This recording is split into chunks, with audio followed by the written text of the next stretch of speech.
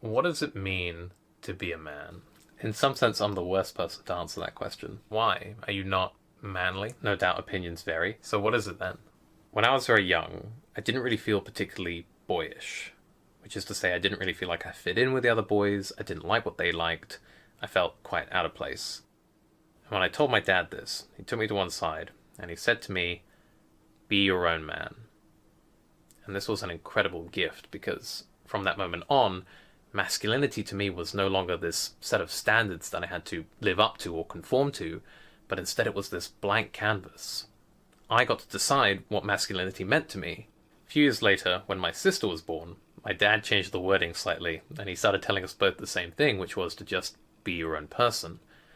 Which is really kind of what he meant in the first instance. Whatever a man or a woman should be, he said not to worry about that.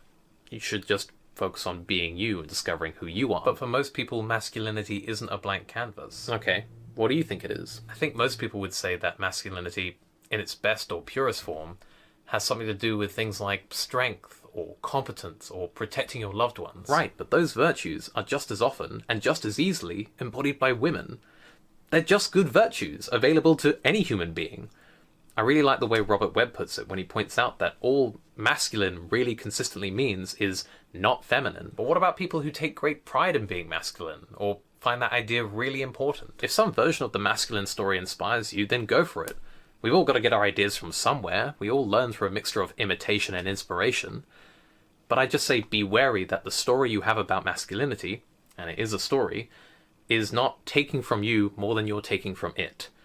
And I'd also encourage you to be open to other ways of being, not only with yourself, but also with others. So don't worry about what's masculine or feminine. Yeah, because most people don't get to be themselves.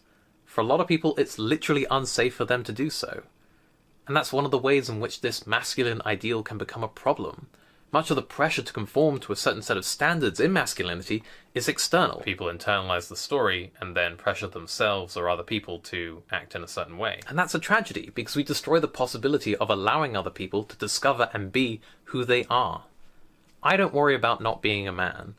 I worry about not being myself. I worry about not being a good person. I worry about not living up to my own standards of integrity.